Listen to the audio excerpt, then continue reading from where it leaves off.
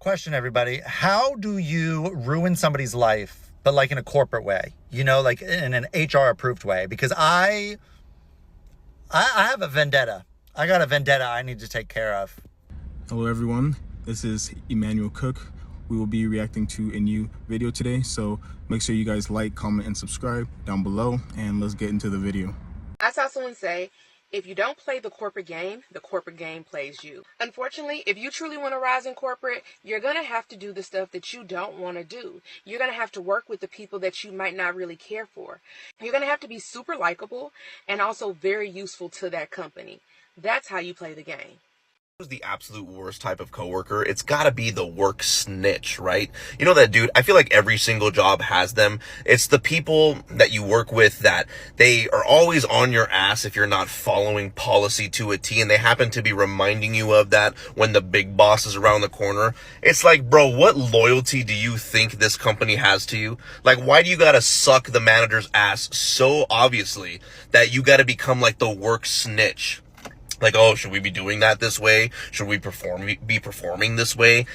Should you be fucking eating these nuts that way? Like, what the fuck are you talking about, bro? We are all on the same pay scale here. Why are you a work snitch? Like, those are the fucking just worst, man. Like, I don't under who raised these people. Like, you're working, especially if it's like a just nothing type of job. You know what I mean? Like, you're in retail, you're in food service, you know, something that's just so like lackadaisical where everybody is kind of on the same page. Like, yo, we're going to do what we can. We're going to cut a little bit of corners. We're going to vibe. We're going to make this a good, fun environment while we're in misery, making dirt money, serving people fucking hamburgers. But then there's always that one fucker that has to just ruin everything and be like, hey, are we allowed to be doing that right now? Should we be like, dude, shut the fuck up. How about that? All right, I had a lot of people ask me what the game of corporate America is, so I'm going to lay it out for you step by step. For those of you looking to advance in corporate America, this is a guide on how to do so. All right. So for one thing, you need to be good at your job, and people need to like working with you. Every single job that you get is a stepping stone to the next job. The two most important parts of that stepping stone are the skills that you obtain at your job and also the people that are willing to vouch on your behalf. Okay. So at every single job, it doesn't matter if the company has 30 people or 3,000 people. You need to leverage it to expand your network as far as it possibly can get in that company. Okay. And that means that every single person at that job knows that you're good at what you do. And also they like you. They like you as a person. They like working with you. Part of that is like, yes, of course, just being a good person certainly helps. Unfortunately, isn't always the key, but it certainly helps. Okay. But you need to learn how to be likable to people. Okay. That is a very important skill. The people that advance the farthest just know how to be likable to the right people. All right. And oftentimes that is being full of crap, which sucks. I can't really do that. But again, this is the game. Okay. This is the game. This is how people advance in the game. They have identified how they get ahead. That is being able to make themselves look better than they actually are. Okay. To as many people as possible. Because every single person that you work with should walk away being like, I would love to work with that person again. So that whenever you're looking for work, you have a network of a massive amount of people that you can reach out to. Hey, I'm looking for work. What does your company got? Blah, blah, blah. And they would be happily refer you in. All right. So that is how you build your network, but it doesn't end there. Okay. Within the actual hierarchy of a corporate structure, I'm going to teach you the game at every single level. The game at the individual contributor level is whatever numbers they give you, hit them. Okay. Hit them, hit your numbers, be a good person to work to your boss. Somebody that if your boss goes to another company, they'd be like, yeah, I'll hire you right back right now. Okay. And again, is it brown nosing? Is it sucking up? It's whatever. It's whatever you got to do to be likable. You got to be easy to work with. Don't make their lives harder and hit your numbers. The game at the IC level is the simplest, but you also wind up getting screwed the most. You don't have to deal with any of the corporate stuff, but also you're often the ones that pay for the company's failures. All right. Once you get to the mid-manager level, your game is two-sided. You have to keep the people above you happy. You also have to keep the people below you happy. And that's two different things because the people above you often give you instructions that are going to screw over the people below you. And so what you need to do is yes, we'll get it done. And then you need to relay that message to the people below you in a way that makes them not realize that they're getting screwed over. Okay. So mid-level manager is a very hard position to be in. Ideally, sometimes you have autonomy, sometimes you don't. But a lot of the time, it's taking instructions from down, going, all right, and then waiting for it to screw over your team. Once you get to the VP level, SVP level, then you're reporting directly to the C levels. That is at the point where like you just need to make it look like your team's doing good. That's where the real fudging starts to happen, where like you just have to paint this picture and tell this story that like your team is crushing it, even if the entire company is crumbling. And that is often why sales get screwed over the most, is because you can't hide if sales aren't there. You can't BS those numbers. The sales aren't there. You can't make it up. Okay. But other departments can make oh no, we got 1 billion leads and we got, our product is a little bit delayed. We're making progress. Like sales can't do that. So at that level, it's really about just appeasing the C levels by painting a story that your team is doing good, regardless of if they're actually doing well or not. That's why they typically only last 18 to 24 months, because that's typically the time frame in which they can't BS anymore. Okay. Then once you get to the C level, it's about, you're just trying to get investing at that point. So you just need to make your company and your product look as good as it can possibly be, even if it's a complete dumpster fire. All right. And again, a lot of it is imagery. At the SVP level, VP level, a lot of it is imagery. Yeah, look at these numbers and look at these numbers. And even though they're all complete vaporware numbers. C level, similar thing, just to the next layer up, which is again, the board or investors or potential new investors. Everything's great here. Meanwhile, literally everybody's miserable. Okay. And I know all of this sounds like, wow, you're just kind of like, it's like marketing, like you're just kind of lying in a convincing way. Yeah, that's the game. Okay. So to summarize, this is a long video. I hope it's helped.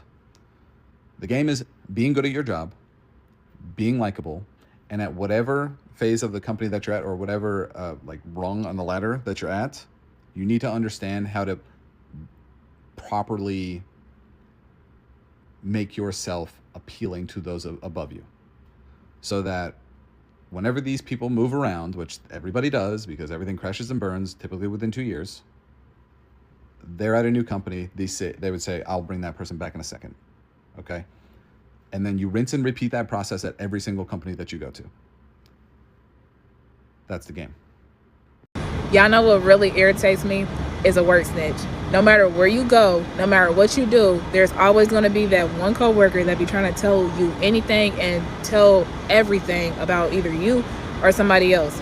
This is how you know you're dealing with a work snitch. So for example, they'll come up to you and be like, Dave went to break 5 minutes early. Like, why are you telling me that? I don't care. I'm not a supervisor, right? But then it gets better when they snitch on you. So you call in for a day because you need a day off, right? You don't think too much of it, but then next week, as soon as you come back, they be like, oh, what's up, part-timer? She called in. Like, damn, y'all tell so much on literally everything. Y'all might as well just tell yourselves. Do not learn to play the corporate game. Resist it. There is a reason why you are resistant to it. You will never change society if we just play into the system. Like, if we play the game, we will never get change. And that is what society, what greater American ideologies want you to do.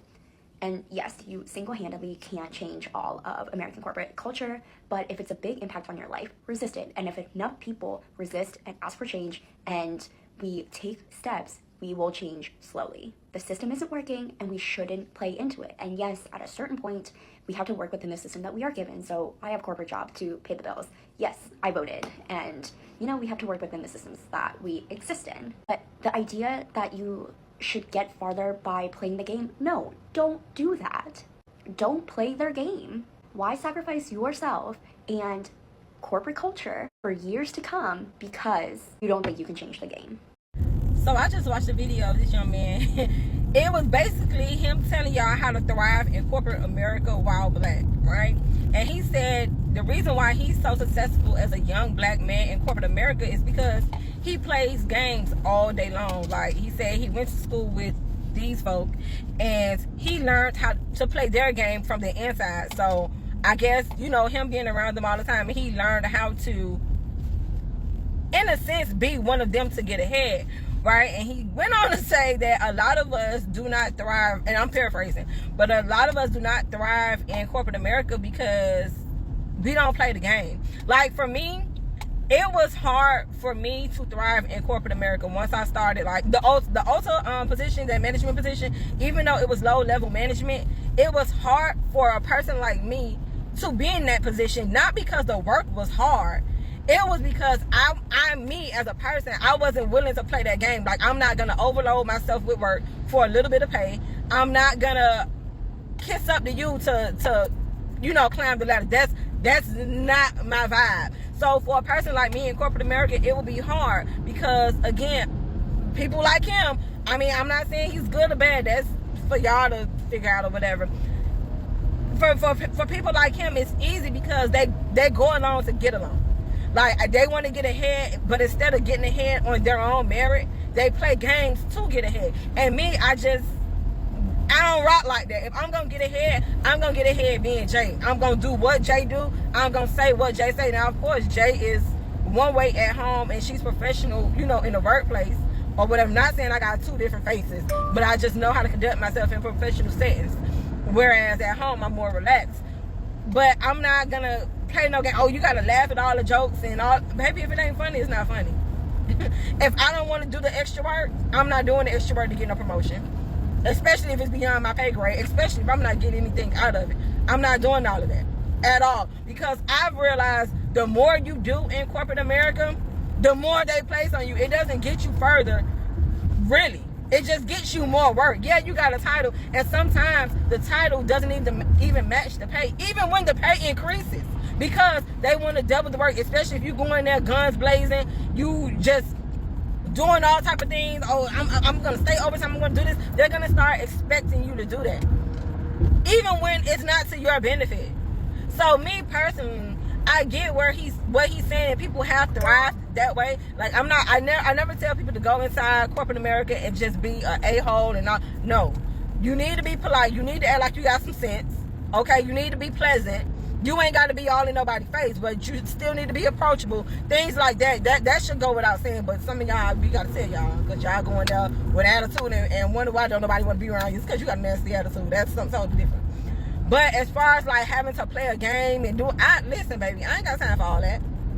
My work speaks for itself. As long as your work speaks for itself, you ain't got nothing to worry about. When it's time for that next door for you to open, it will open when it's time for it to open. Don't try to go and do things to pry the door open. And I feel like when y'all play those games with corporate America, y'all are doing things to manipulate that door being open. Oh, let me rub shoulders with this person. Now, can it be a lot of who you know instead of what you know? Yes. But it's how you go about the who you know. Because who you know could be somebody watching you and they see you work, you do what you need to do, you pleasant, you do, you know what I'm saying? You do your work is always A1, and then you go about your day. And they like, you know what? I seen Jay, or I seen Keisha, or I seen Thomas, and Thomas is a good employee, man. I think he'll be a good fit, or I think she'll be a good fit for this position, because they went in there being themselves, doing what they're supposed to do, not the brown noser, aka the game player. You understand what I'm trying to say? So does who you know versus what you know, does that play a part in it? Yes, but it's the how you go about the who you know. Because when you go about it the way like you just brown nose, I'm gonna go play golf, or I'm gonna invite them out for drinks or whatever. That trickles over into brown nose, and that's you trying to pry that door open for you instead of just allowing your personality and your work to speak for you. See, that's me. If my work, my personality, and all that is not good enough for you, then baby, keep your position. Because I'm not about to play your game. I'm really not. I don't come here to play games. I come here to do what I need to do, make my money, and go home. That's that. When you start playing those games, a lot of times you be stuck in that rat race playing games to get ahead. Because you never learned how to do it on your own merit. That's what y'all need to learn. Stop trying to play games all the time and just go in there and be yourself. I had no type of management experience when I did get that job. And also, I had when I say zero management experience, zero. And I got it being myself. Now, was they going to conform? Like, were they going to make me conform into No, they wasn't. I wasn't going to turn into one of them, because that's not who I am. I'm true to me. No matter where I am, no matter what position I hold, I'm true to me. And if it's not good for me, morally, spiritually, none of that, baby, you can keep it. I'll make my way somewhere else. Y'all need to start paying attention to what y'all be doing. It all sounds good and stuff like that. Oh, you just got to play the game and get ahead. But when you get stuck playing those games, you're going to be miserable. A quick reminder, please remember to like, comment, and subscribe down below. And let's continue the video. Corporate is literally a game, but let's play. Number one, make sure that you have good relationships with the people that are doing very well at your job, people that are higher up, so like your manager and whoever your manager's manager is to start. You need these people on your side, and you need them to be able to advocate for you. Number 2, then they will introduce you to other people in their circle at work, and then you are building a bigger network within work. Number 3, take notes on people. I cannot say this enough. Take notes on people. Open up your notes app on your phone. Have it, whatever your company is, names. Have the name of each person that you want to remember things about, which honestly should be everyone because it's going to make them like you more, and write down information about them because they are going to feel a lot more connected to you if you remember things about them. Even if they don't know anything about you. If you know their daughter's name, if you know that they have a wife, where they live, blah, blah, blah. Hey there, good morning. Are you the work snitch? Are you the one that goes to your boss and tells them every little thing that goes on in the department? Are you the one that's really quiet, doesn't talk, and no one assumes that you're the snitch? Or you're the loudmouth that everyone's like, yep, she went and told the boss? Let me know. Who's the snitch in your company and how'd you find out? Did they tell on you? Just curious. We had some rumblings. That's why I've been off of my TikTok for a day or two. Let me know. Bye. Oh, and by the way, if you are the snitch, what did you get out of it? Did you get a promotion? Did you get a brownie? Did you get a cookie? What was the whole point? Is your livelihood dependent on being a snitch? Just curious, making no judgments. Bye. Or every workplace has a work snitch, yeah? And the thing is, they snitch for just no reason. It could be something that doesn't even affect anything about a job or anything like that. Or they just spill people's business and it's not even you chatting to them. They've just overheard you having a conversation with your mate or whatever. And they feel like they need to go tell someone else or even go tell the manager about certain things, like what you're up to outside of work. And I just think, what's your problem? Like, why do you do that? So you wake up in the morning, is that what you think? You wake up and you think, I'm just gonna piss everyone off. Like, you must be the most unlikable person in the office, you know what I mean? And the thing is, then they try to have conversation and no one wants to chat to them because you're a snitch, you know what I mean? And you just tell everybody's business, so who wants to chat to you, you know what I mean? But yeah, do you not have any work snitches in your office? Because, mate, yeah, I'm not gonna say if I do or I don't. You lot can think what you want, innit? Work snitches are almost always narcissistic in nature. They are almost always toxic people who carry personal information of other people from the main source to another person without the permission or concern of the other person. They just spread rumors and lies and all kinds of stuff. And it's just like, you have nothing else better to do with your time and your day and your life than having the time to worry about what everyone else has going on in their life. I don't get it. You go to work to make money, not to make friends or to hear all of this stuff. Like, bro, mind your business, go to work, do your work, and go home. That's basically it, man. I hate to say it, I hope I don't sound crazy, but being antisocial and to yourself at work is a privilege that is reserved for people who are excellent at their job. The rest of us who are good or just simply not excellent, we have to be some type of personality hire. I quite literally don't make the rules.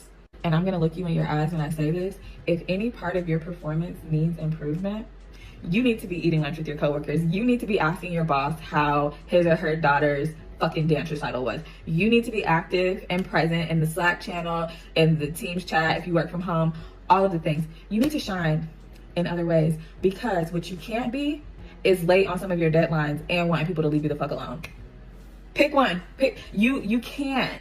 You can't. And that's just kind of the game. That's corporate. It is what it is. Personally, I don't have to be performative because I actually enjoy my coworkers and I will be friends with them in real life. But if it is a challenge for you, think about this. When you're online shopping, don't you feel better in your heart when you have job security? Like, yeah, you have to give a little bit more of your energy than maybe you normally would or that you maybe want to. But do you want to clear your Sephora cart? Like, you know what I'm saying? Do you want to book that trip in peace? Okay. Let me tell you how I ruined Ladies' Day today. And ignore my hair because it's been raining for the past 2 days. So part of my job consists of calling patients and notifying them when they have glasses ready. And because I work in an optical, like, eyeglass place. sometimes people don't come get their glasses. Like, they will literally let them sit there for over a year, sometimes 2 years. And every once in a while, we'll go through and follow up and just be like, hey, like, I don't know if you forgot, but you've got glasses here. Like, how do you forget about something that you paid hundreds of dollars for? Well, today I came across an order that had never been picked up since May of 2022. And we had called and left a voicemail, but it didn't look like there had ever been another call, another email sent, or anything. So I just thought, like, we as an office dropped the ball. We didn't reach out and follow up enough. So I called. The phone number had been disconnected, but I was like, well, I mean, that was 2 years ago, like, whatever. So I went to send an email, and my coworker was like, oh, well, his wife's number is listed as an emergency contact. Like, do you just want to call her? And I was like, sure. I call, she didn't answer, so I left the voicemail, and I was like, hey, just reminding you that so-and-so's glasses are still here. You know, y'all paid $284 for them. Just wanted to see, like, what the situation was, if you still need them, or what we need to do. Then, curiosity got the best of me, and I Googled this man's name, because he wasn't old or anything, but I just was like, I want to see, you know, maybe there's a number online or something that I can call. Deceased. He is dead. He passed away like 2 months after those glasses got notified, and I ruined this lady's day. I left her a voicemail reminding her that her dead husband's glasses were ready to be picked up. A recent Harvard study found that 30% of executives have seen managers sabotage their own employees. That's a big statistic. Essentially, 1 in 3 managers are sabotaging their own team. And you might wonder, why is this happening? Well, this happens because individuals are threatened by employees. So essentially, in a competitive environment, a manager will be threatened by a high-performing employee.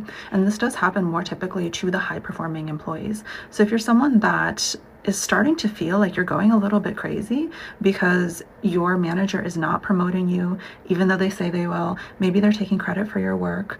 These things are not in your head. They're actually very real. And in environments in which the environment is very competitive, so in certain industries they're more competitive than others, this statistic actually jumps to 47%. So in highly competitive environments, 47% of managers are sabotaging their own employees. If this is something you're experiencing, I want you to know that this is not in your head. So a lot of the clients I've worked with have felt like, okay, am I doing something wrong? Am I going crazy? Like, what's going on? They've been telling me they're going to give me a promotion, and they're acting like the actual opposite of that. Not in your head. So just be aware that you're okay, you're assessing things correctly, you are picking up on something that is wrong.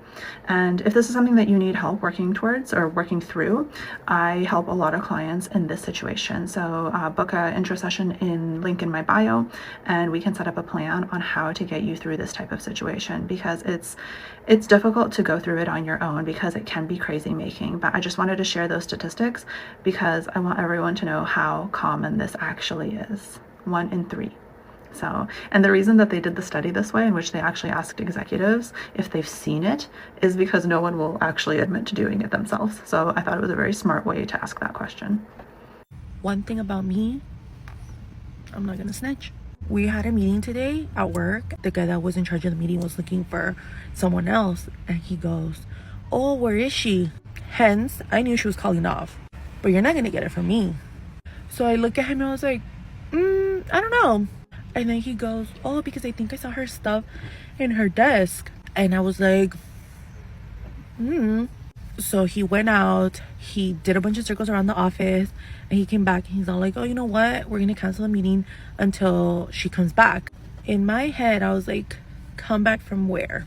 Because she's not even here. And I was like, if you can't even notice that, or you didn't read your emails that she wasn't coming, I'm gonna let you figure it out by yourself. So he called again the meeting, and then he goes, oh, she called off today. And I was like, oh, okay. I knew since last night. But then the funny part is, he goes, I need you to remind you guys, if you guys are gonna call off, you guys need to text me, you guys need to let me know. And he goes, you need to text me to my cell phone. I'm not texting you to your cell phone. I'm not using my phone to text you so you can have my number, even though you don't pay for my cell phone. No. And I told him, I was like, I'll email you if I ever have to come in late or calling off, I'll email you. And he looked at me like, and I told him, I'm not going to use my phone to text you, and I'll email you. And he just goes, oh, okay. Sabotage at work does not look like what you would think. You'd think it's all about criticizing you or gossiping about you, but it's the sneaky ways that behind the scenes, they make sure that you're not going to move up. One way that this plays out is that they set unrealistic deadlines. They give you this massive assignment that's due within 48 hours, and you're expected to complete all the work within this compressed time frame. If the quality suffers or if you miss the deadline, they spin it to show that you're not capable or that you can't handle high pressure. People who sabotage also act as though they're your supervisor, even though they don't have that title. They boss you around, they criticize the things that you're doing, they micromanage you as if they're your boss. They want to ensure that they have power over you. Another sign is constant miscommunication. They accidentally leave you off of emails and communications. They give you the wrong dates and times for meetings. It seems like every interaction with them is some sort of misunderstanding or miscommunication. One miscommunication, you give them a pass, but 2, 3, 4 times is a pattern. Have you ever encountered these types of situations with your colleagues or leaders at work? Let me know your experiences in the comments and follow me for more mental health at work content. There's something really sad to say about really loving your job, but having such a toxic work environment that it makes you actually not want to go to work. I love my job. I work with babies. But when you have a really toxic work environment, it makes it really hard to love what you do. You know? Question, everybody. How do you ruin somebody's life, but like in a corporate way? You have to snitch. I know it sounds so messed up because I grew up, snitches get stitches. Like, you don't snitch. But in the corporate world, if you do not snitch, you will get snitched on. I promise you. The best way to handle somebody you do not like at work is to snitch on them. Now, crazy story. I had a boss who I hated. And when I tell you, I worked at the company longer than the boss. They were a new boss. They came in after me. And I think they were just intimidated by me because they didn't want me to take their position, even though I didn't have enough years of experience to be in a director role. However, this boss hated me, but I had another experienced coworker tell me, keep tabs of everything, document everything, like everything that this person, does wrong to you, by saying, microaggressive things or, racially inappropriate things or things that could be seen as an HR violation under our code of conduct. And when I tell you, bro, I did keep a documentation of everything that this person did, but it just didn't feel right in my core to report her. Why she report me first? I'm trying to tell y'all, snitch. It sounds awful and it sounds terrible. I don't care what hood you grew up in, where they do stuff, how they do. In the corporate world, this is not get rich or die hard trying. You know what I'm saying?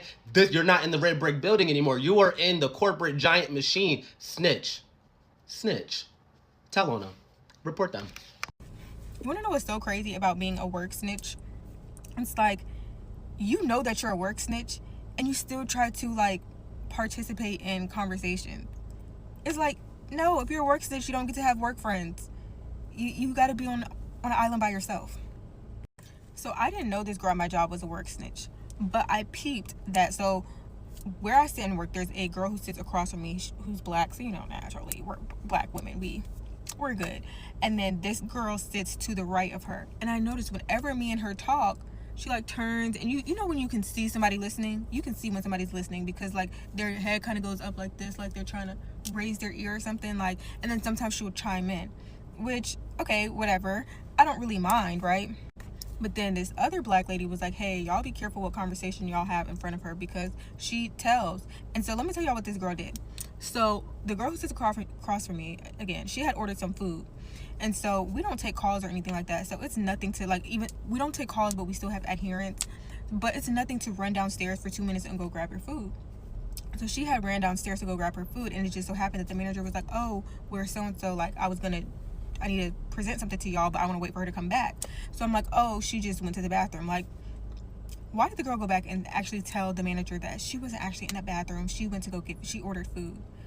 Girl, was it that serious? What did it matter? She wasn't at her desk. It doesn't matter why she wasn't at her desk. It was none of your business. To go back and tell, that is so childish in high school. Not even high school. That's elementary school. Why did it matter to you that much that she was gone for 2 minutes, 5 minutes tops, okay? To go get her food, to go back and tell the manager. So now you getting her in trouble for, going to get her food. And you're making me look like a liar. What was it I just don't understand the effort in going behind and telling him that. What did you gain from that? Like, stop being a kiss ass. I just hate the over freaking achievers. And it's like, you're doing all of that and you're still like at the bottom of rankings. And I'm at the top. And I don't have to be a work snitch. Just worry about yourself and you will be good. Like, and then to want to be a part of conversations, no, you wanted to be the work snitch, you got to be the work snitch. AOP, New York. It's crazy how I be coming across so many New Yorkers that's working in corporate America talking about they don't want to play the corporate game. Shit, me? I'm always down for a good game. 9 times out of 10, you just probably don't know how to play. But you need a mentor. You need a coach. If you can't stop stressing about your job, you need to watch this video. I was talking to one of my clients today. She's a very successful VP at a big company, okay? And she and I were chatting and she was like, you know, this is all made up.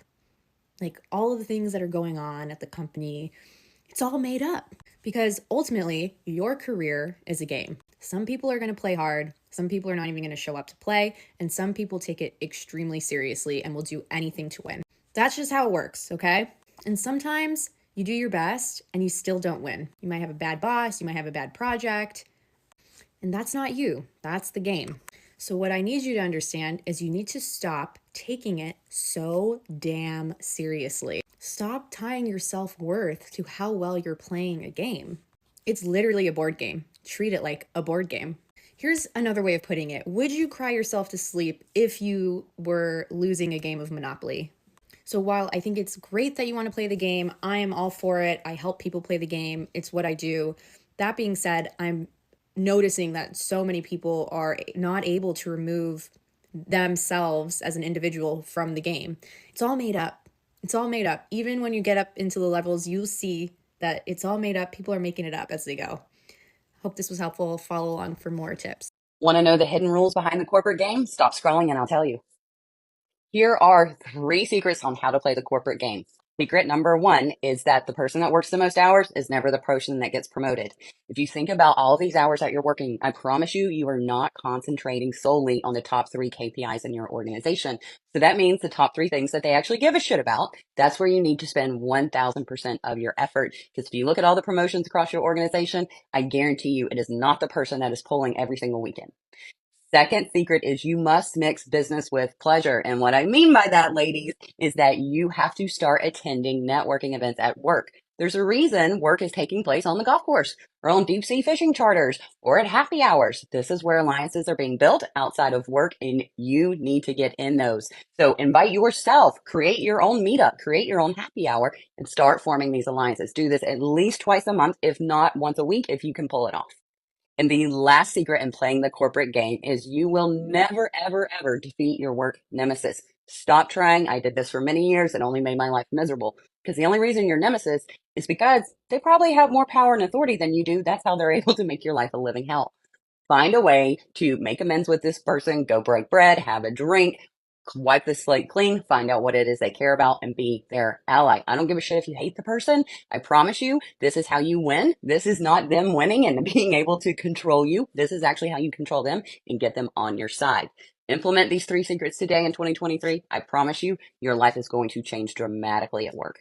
Corporate America is very, very unserious. I will never forget the job I was working at. It was like 2021, we're all working from home. They decided to have a great idea of having a Zoom background contest. Whoever has the best background, you win a gift card. But I'm not talking about like a virtual background. They said turn off your blur, turn off your picture, show us basically your living situation behind you, and we will judge that. And whoever has the best one will give you a gift card. So this company's full of stay-at-home moms and all these rich people. So they're showing all their lake houses and their giant patios. And, you know, there are some people who haven't come off camera because why would you put them in a situation to be embarrassed if their living situation isn't up to par with your shady little judgments? But me wanting to be a culture fit, I turn off my background and I show my background. It's this pink, super cute room in my mom's house. And I end up winning the competition. I'm still waiting on that gift card. So it begs the question, were you just trying to check people's living situations or were you honestly just feeling the vibes? I don't know, but corporate America can be very, very out of touch. Okay, first of all, that is just hella weird. And number 2, they're nosy people. Because there's no reason to even bring up a game like that. There's no reason, unless you are trying to pry into other people's private lives. There's no reason for that, honestly. No reason. Come on now. Nosy people, man. Making me have to become a corporate snitch is nasty work.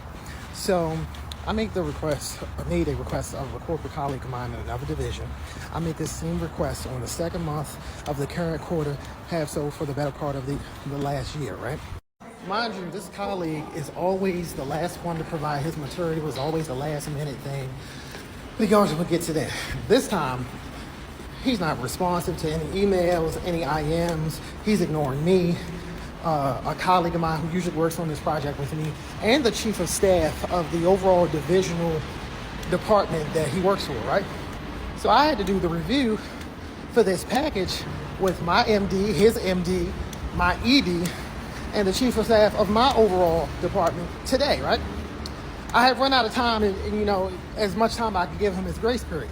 So I asked my bosses, did they want to include the previous quarter report instead of the one he's supposed to include, or not include at all? He tells me to send an email and, kind of put my foot down, but also CC him and my MD on it, right? And my MD's MD comes over top of the email and CC's the dude who's been avoiding my emails, his overall divisional MD. Like, do you know how old I am? You and I should be able to work this out amongst ourselves. Now it's me, you, and 8 other adults in this email. That is nasty work, bro. A Black creator on here was talking about how she finds it hilarious when people are like, the idea of severance is interesting, like being one person at work and being another person at home. And she was expressing how that's the reality for a lot of Black people, especially in corporate America, that we have to code switch to make sure that we are more palpable in the workplace. This reminded me of a conversation that I had with a coworker a few weeks ago. I was going through it, okay? I had been assigned 3 projects that I was supposed to spearhead. I was feeling the pressure. In my industry, there's high expectations, 0 control, and yet they were like, here, you have this leeway to like construct the program how you'd like, but still we want the policies to be our policies. So I felt terrible. And normally when I feel this way, I isolate myself because I feel like it's a way for me to self-soothe. It allows me a place to focus and make a plan. And during this time too, I was complaining a lot to my coworkers because I had 3 projects and a lot of them didn't have any projects. So I just was like, I don't feel like I'm getting supported how I'm supposed to. Like, I'm uncomfortable. I don't like this. Now, we are a sarcastic team. I feel like we are friends, which is nice because we're in this together. But for this particular experience, I felt alone. And so somebody had said something like, well, that's why I don't kiss ass at work. And I was like, kissing ass? You think I'm kissing ass? I'm like, girl, I'm trying to survive. I have no other option but to be approachable, welcoming, agreeable. Like, this is my reality. So I was feeling hurt by those words because I was like, you don't even recognize the privilege you have to just show up and be yourself at work.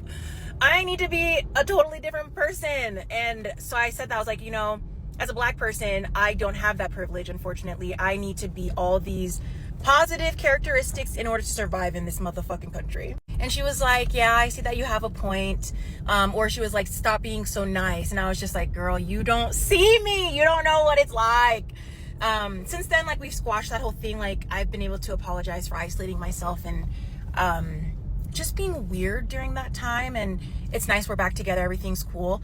But I just felt like it was so interesting that for me, what I am doing in order to survive, and probably lots of other Black people in corporate America, she deemed as kissing ass. And I just thought it was so interesting. But it reminded me of Severance and how, like, the reason why Mr. Milchek doesn't have to be severed is because he understands his role. Like, he knows how he needs to show up and act in this corporate setting. And I feel for him. I low-key hate him, but I feel for him. It's like one of those complicated things. But I just thought that was very interesting. I was talking to a recruiter that had reached out to me earlier, and he was like, well, why are you interested in this position?